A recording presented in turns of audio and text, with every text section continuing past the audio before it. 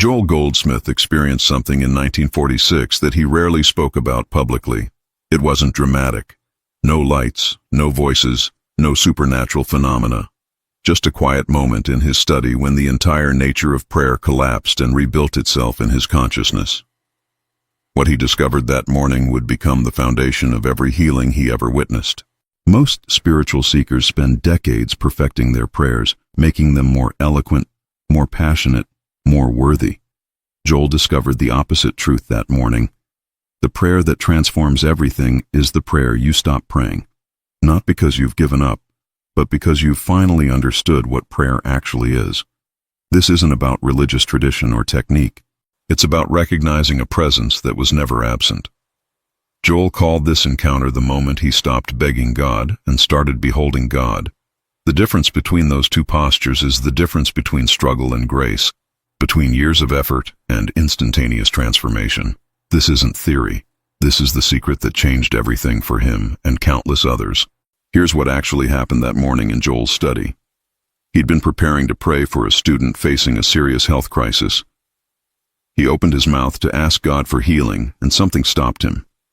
Not an external voice, but a sudden awareness that flooded his entire being. The awareness was simple and shattering at once. God doesn't respond to prayers because God isn't separate from you, waiting to be convinced. The entire premise of petitionary prayer collapsed in that moment.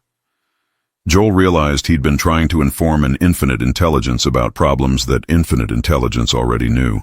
He'd been trying to persuade a presence that is only love to act with love. The absurdity became crystal clear. What replaced his prayer was something entirely different. Not words, not requests, not even thoughts. Just a quiet receptivity. A listening. A beholding of what already is, rather than a pleading for what should be. Within that silence, something shifted in consciousness. Not his consciousness alone, but in the field of awareness itself.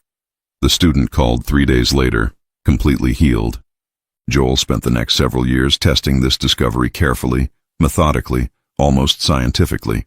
He would sit with people facing impossible situations, terminal diagnoses, financial ruin, broken relationships. And instead of praying for them in the traditional sense, he would practice this beholding, this recognition of presence, this receptive awareness. The results were undeniable, though not always immediate. Some healings happened within hours, others unfolded over weeks or months. But the pattern was consistent. When Joel stopped trying to change conditions through prayer and started recognizing the already present perfection of spiritual reality, conditions changed. Not because he made them change, but because his consciousness aligned with truth. This wasn't positive thinking or visualization. Those are still human efforts to manipulate reality. What Joel discovered was a different order of consciousness entirely. A consciousness that doesn't create or manifest or attract. A consciousness that simply recognizes what is eternally true. And in that recognition, the false appearances dissolve naturally, the way darkness dissolves when light enters a room. Why did Joel conceal this teaching from wider publication? Because it sounds too simple to be believed. Because people want techniques, formulas, steps to follow. This isn't a technique. It's a complete reversal of how most humans approach the divine.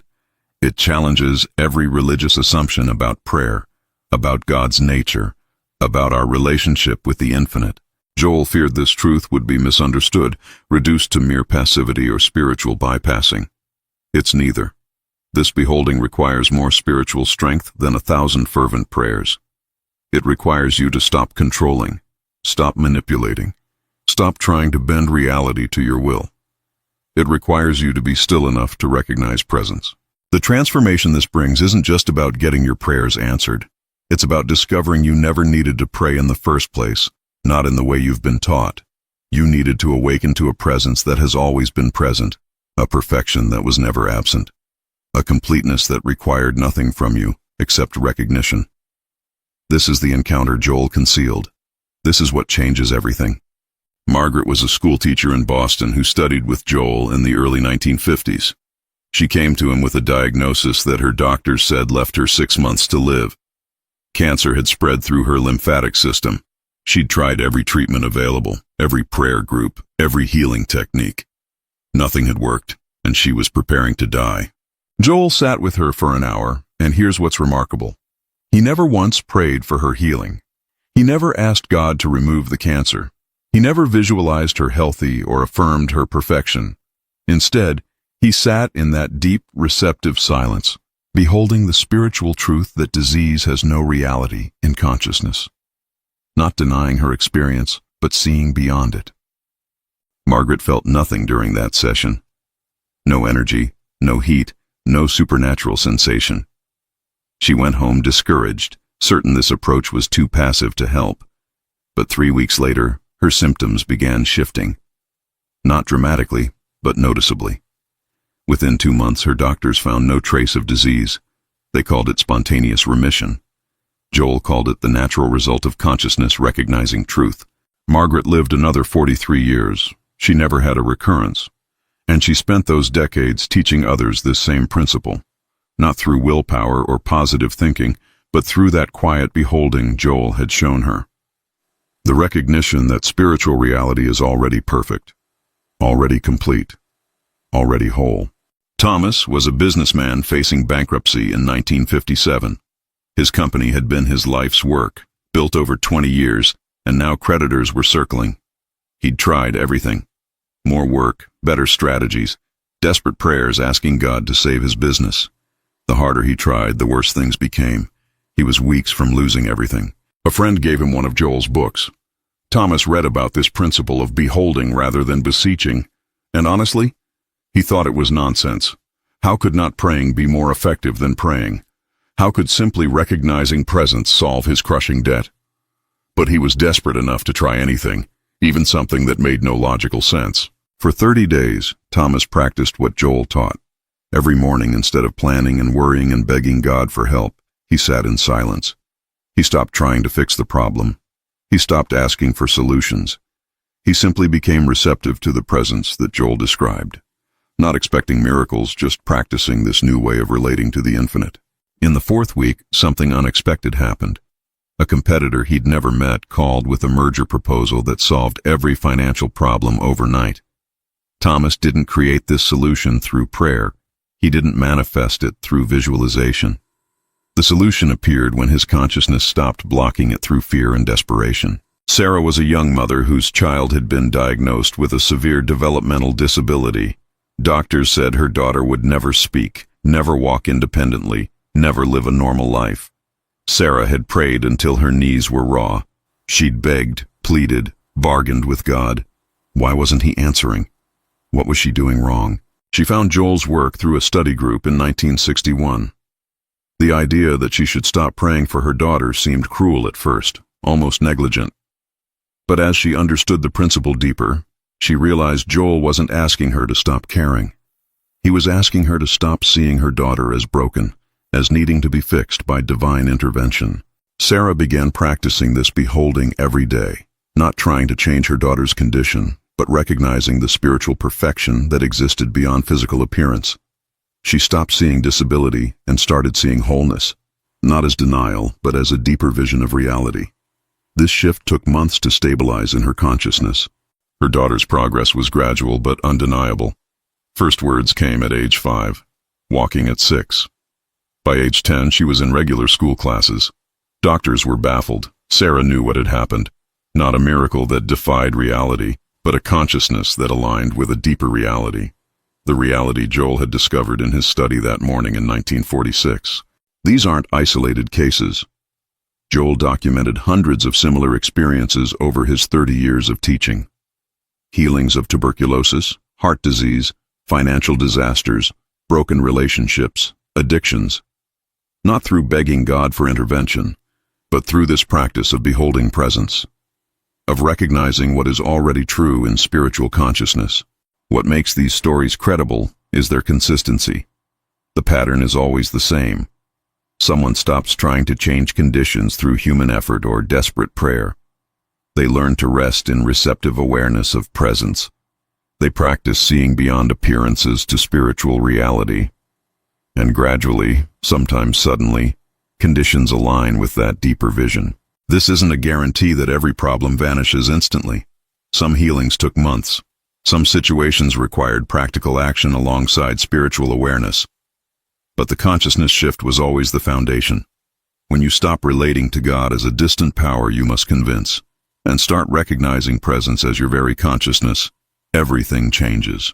Joel concealed the depth of this teaching because he knew it would be misunderstood, dismissed as too passive, or worse, turned into another spiritual technique to master. It's not a technique.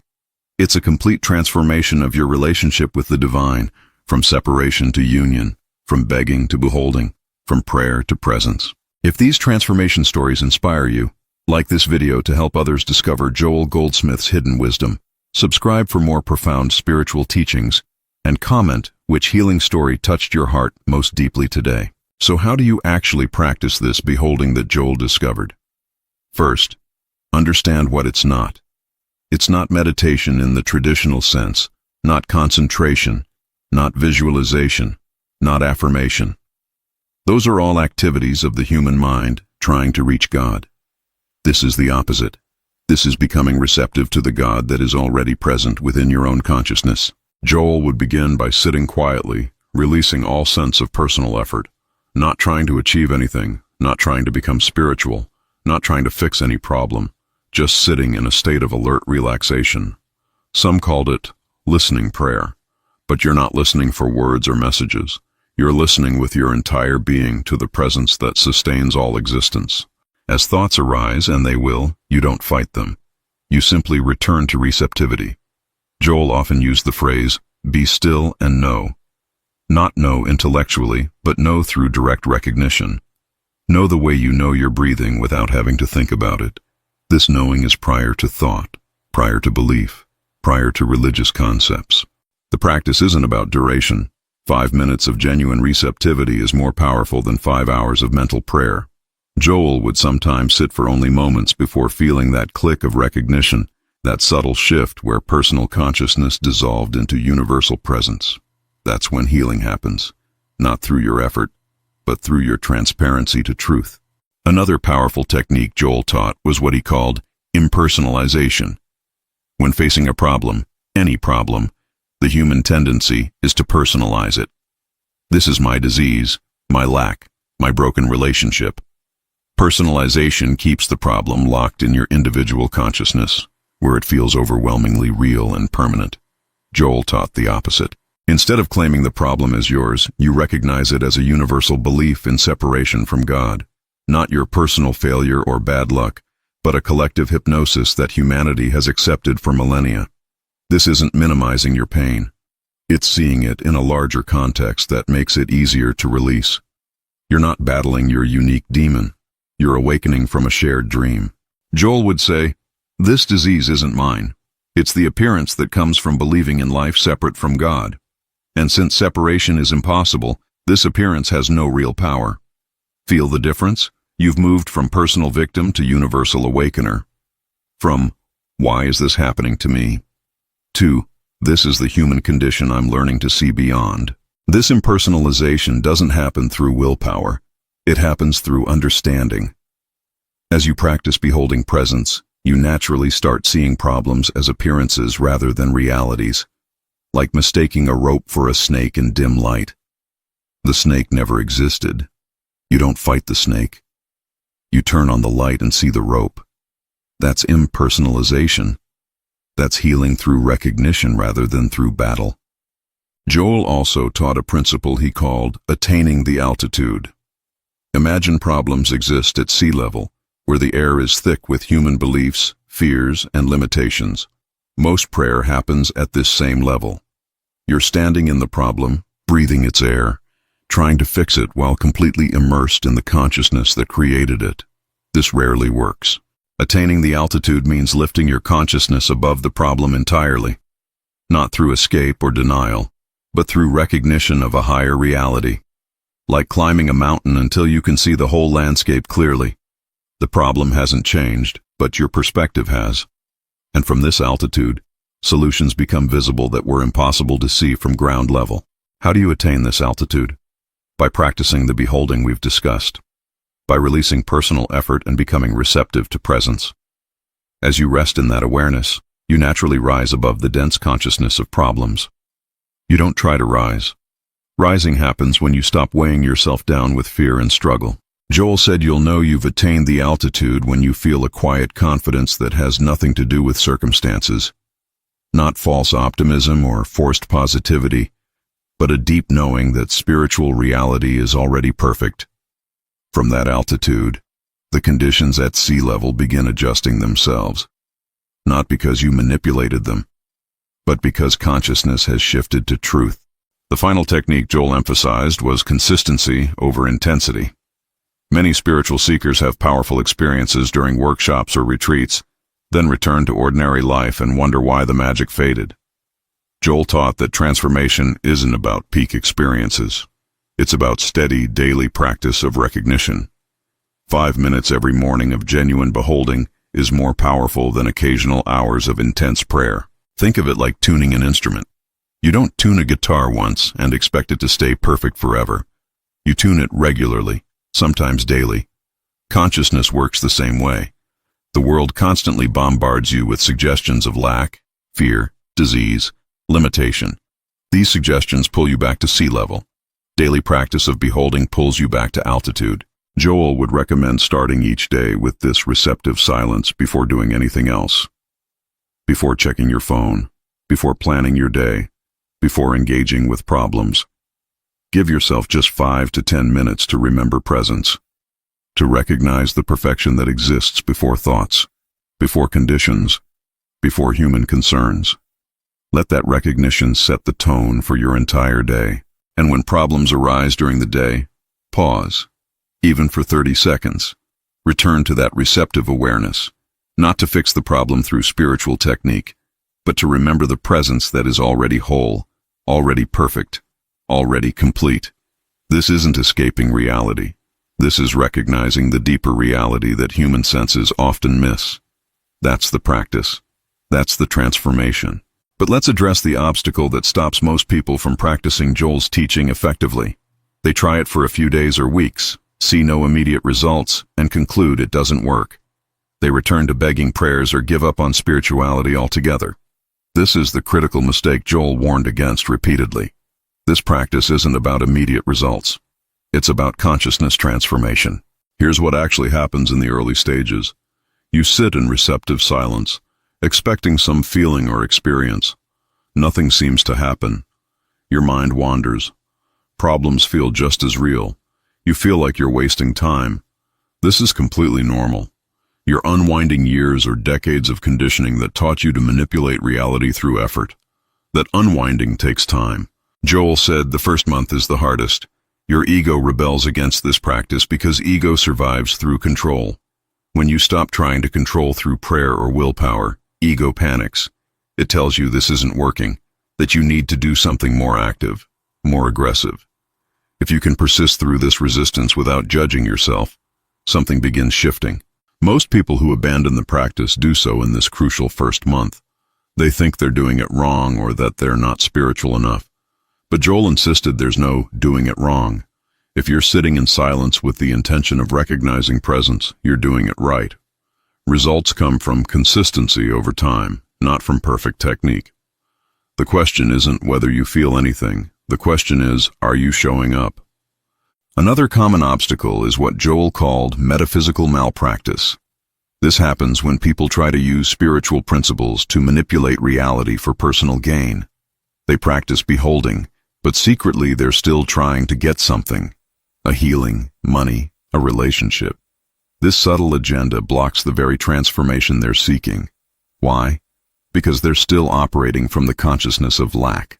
True beholding has no agenda. You're not practicing to get healed. You're practicing because recognizing presence is its own fulfillment, regardless of what happens to conditions. This is a subtle but crucial distinction. When you practice to get something, you're affirming that you don't have it. That consciousness of lack perpetuates lack. When you practice simply to recognize truth, healing happens naturally as a side effect. Joel saw this pattern constantly. Students would come to him frustrated that the principles weren't working. He'd ask about their practice, and inevitably they'd reveal they were still trying to achieve specific outcomes. He'd gently redirect them. not toward different techniques, but toward releasing the need for outcomes entirely. Paradoxically, when they stopped trying to get healed, healing often appeared. This doesn't mean you can't have desires or preferences. You're human. But during the practice of beholding, those desires must be temporarily set aside. You're not trying to convince God of anything. You're not trying to create anything. You're simply recognizing what is already true. That recognition, free from agenda, has more power than 1,000 desperate prayers. The third major obstacle is inconsistency.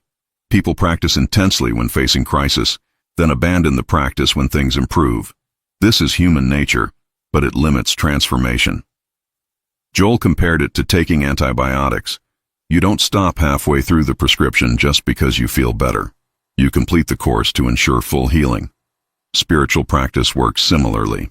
Joel recommended practicing whether you need anything or not.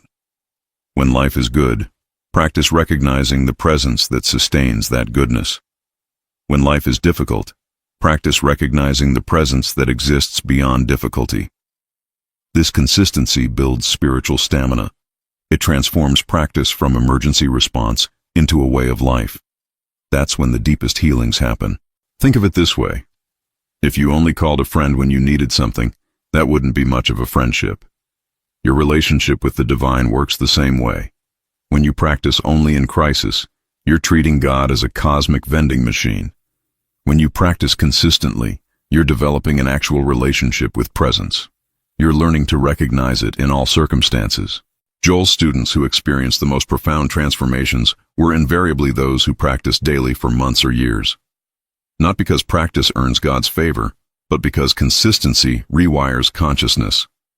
It gradually dissolves the habitual patterns of fear and separation. It makes beholding your natural state rather than an occasional technique you remember during emergencies. The final obstacle Joel identified was perfectionism. Students would judge themselves harshly for having doubts, for mind-wandering, for not feeling spiritual enough during practice. This self-judgment creates tension that blocks the very receptivity they're trying to cultivate. Joel was remarkably compassionate about human imperfection. He understood that consciousness transformation is gradual, messy, full of setbacks. If you sit down to practice and your mind races with worries, that's not failure. That's an opportunity to practice returning to receptivity. If you feel nothing during your practice, that's not a sign you're doing it wrong. Feeling is not the goal. Recognition is. And recognition often happens below the level of emotional sensation. Trust the process even when you can't measure results. Joel would say, "You're not trying to become perfect at this. You're practicing releasing the belief that you need to be perfect." See the difference? Perfectionism is another form of ego control. It says you must master this technique before healing can happen, but healing happens through surrender, not mastery, through transparency, not perfection, through being willing rather than being worthy. Give yourself permission to be human while practicing something divine. Your practice doesn't have to look impressive or feel mystical. It just has to be consistent and sincere. Show up daily, even when it feels pointless. Return to receptivity, even when your mind resists. Trust that consciousness is transforming beneath the surface, even when you see no evidence. That trust itself is the practice deepening. If these obstacle-breaking insights resonate with your journey, like this video to support the message, subscribe for more advanced Joel Goldsmith teachings, and comment which obstacle you're ready to release right now. Now let's explore how Joel applied this beholding practice to specific life situations. Money was one area where students struggled most. They'd practice recognizing presence, but then check their bank account and feel crushed by the numbers staring back. How do you behold abundance when concrete lack surrounds you? Joel's answer was brilliant in its simplicity. He taught that money is never the real need, ever. When you think you need money, you actually need what you believe money provides. Security, freedom, respect, possibilities. And here's the key. Those qualities are spiritual realities that exist independent of material currency. Security is a state of consciousness, not a bank balance. Freedom is recognizing you're not imprisoned by conditions. So instead of practicing to get money, you practice recognizing the spiritual abundance that is already present. Not by denying you have bills to pay, but by seeing beyond the material picture to the infinite supply that consciousness can express in countless forms. Sometimes that supply comes as money, sometimes as unexpected gifts, opportunities, or reduced expenses. The form doesn't matter. Joel had a student who practiced this for months while drowning in debt. Nothing seemed to change externally, but internally, his relationship with money completely transformed. He stopped feeling desperate, stopped making fear-based decisions. From that consciousness shift, better opportunities appeared naturally. Within a year, his finances had stabilized completely. Not through attracting money, but through becoming transparent to supply. Relationships were another area where Joel's teaching proved powerful, but required patience. People wanted to use spiritual principles to change their spouse, attract a partner, or fix a broken relationship. Joel was clear: you cannot use consciousness to manipulate another person. That would be mental coercion, not spiritual healing. But you can change your own consciousness about the relationship. Here's what this looks like practically. You're in conflict with your partner. The human response is to pray that they'll change, see your perspective, apologize. Joel taught the opposite. You practice seeing beyond their human personality to their spiritual reality. You recognize that in truth, they are not separate from God, not separate from love, not the limited person your judgments have made them. This isn't pretending problems don't exist. It's seeing beneath problems to essence. As you practice this beholding, something remarkable happens. Not always, but often.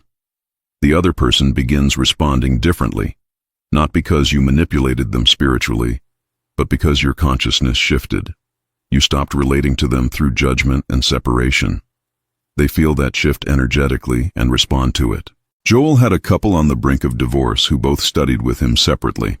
Neither knew the other was practicing this beholding. Within 3 months, without discussing their issues directly, the marriage healed. Each had stopped trying to change the other and started recognizing spiritual perfection. That recognition dissolved the resentment and fear that had poisoned their connection. The relationship they wanted had always existed. They just needed consciousness to align with it. Health challenges require perhaps the most courage to approach through Joel's method. When you're in physical pain or facing serious diagnosis, the instruction to stop praying for healing can feel irresponsible or even dangerous. Joel never suggested ignoring medical care. He suggested adding spiritual recognition to whatever practical steps you're taking. But that recognition must be genuine, not desperate. The key is understanding what Joel meant by recognizing spiritual perfection. He wasn't asking you to deny your symptoms or pretend you feel fine.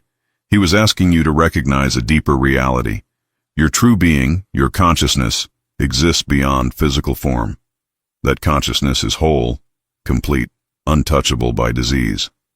This isn't metaphor. This is the fundamental nature of what you actually are. As you practice beholding this truth, you're not creating your healing through positive thinking. You're aligning your consciousness with a reality that already exists. Physical conditions are effects, not causes. When consciousness shifts to truth, effects gradually align, sometimes quickly, sometimes over months. But the alignment is inevitable when the consciousness shift is genuine and sustained. Joel worked with a man given 3 months to live with advanced heart disease. The man practiced this beholding daily for 6 weeks, expecting nothing but doing it anyway. His symptoms stabilized, then improved. 2 years later, his doctor found no trace of disease. The doctor had no explanation. Joel did. Consciousness had aligned with truth. The body, which is always an expression of consciousness, simply reflected that alignment. Career and purpose questions also respond to this practice, though in unexpected ways. People would come to Joel wanting to know their life purpose, their calling, what they should do with their lives. Joel would redirect the question. Instead of seeking purpose externally, recognize the presence within. Purpose flows naturally from that recognition. You don't find it. It finds you. He taught that when you're trying desperately to discover purpose, you're operating from the consciousness of lack. I don't know what I should be doing. But when you practice beholding presence daily, something shifts. You become more sensitive to inner guidance. Not dramatic voices or visions, but quiet knowings. Subtle inclinations. Doors opening unexpectedly. Purpose reveals itself through this receptivity. Joel had a student who spent 5 years searching for meaningful work, changing careers multiple times, always feeling unfulfilled. Joel told her to stop searching and start practicing. For 6 months, she simply sat in receptive silence each morning, recognizing presence without asking for direction. Then one day, a clear knowing emerged. Not what she expected, but unmistakable in its rightness. She followed that knowing despite its impracticality. Within 2 years, she'd built a career that fulfilled her completely while serving others meaningfully. She hadn't found her purpose through strategic planning. She'd become receptive to purpose finding her. That's how divine order works. Not through human striving, but through human transparency. When you stop blocking the flow with desperate seeking, life itself shows you the way. As we approach the completion of Joel's hidden teaching, let's integrate everything into a daily practice you can actually live. This isn't about perfection or intensive spiritual discipline. It's about gentle consistency that gradually transforms consciousness from the foundation up. Joel believed any sincere person could practice this, regardless of religious background or spiritual sophistication. Morning is ideal for practice because consciousness is naturally more receptive after sleep, before the day's concerns dominate attention. Set aside just 10 minutes. Sit comfortably where you won't be disturbed. Close your eyes or keep them softly focused. Take a few deep breaths to settle, then release all effort. You're not trying to achieve anything. You're simply becoming present to presence. As thoughts arise, and they will constantly at first, gently return to receptivity. Don't fight thoughts. Don't judge yourself for having them. Just acknowledge and release. Return to listening, to that alert stillness, to recognition without words. Some days will feel profound. Most days will feel ordinary. Both are equally valuable. You're not practicing for experiences. You're practicing for transformation. Throughout your day, whenever you remember, take 30-second pauses. Return to that receptive awareness you touched in morning practice, especially when facing challenges or decisions. This isn't escaping problems. It's touching the consciousness that sees beyond problems. Over time, these micro-practices become natural. Presence becomes your default state rather than an occasional practice. That's when life itself becomes the meditation. Joel also recommended what he called spiritual homework. At the end of each day, review what happened without judgment. Where did you remember presence? Where did you forget and react from fear or ego? This isn't for self-criticism. It's for learning, for becoming more conscious of your consciousness, for recognizing patterns that keep you stuck in old responses. As you notice these patterns, don't try to fix them through willpower. That's still human effort. Instead, bring them into your morning practice. Recognize that the pattern itself is just an appearance, a belief in separation that has no reality in truth. As you behold presence, the pattern gradually loses power. Not because you fought it, but because consciousness shifted to truth. Joel emphasized patience with this process. You've spent decades building current consciousness patterns. They won't dissolve overnight. Some students saw dramatic changes within weeks. Others needed months or years of consistent practice. Both timelines are valid. The transformation isn't about speed. It's about direction. Are you moving toward recognizing presence or away from it? That's the only question that matters. And here's something Joel rarely said publicly but told close students. This practice never ends. It's not a technique you master and then abandon. It's a way of life. Even after profound awakening experiences, you continue practicing. Not to achieve something more, but because recognition itself is the point.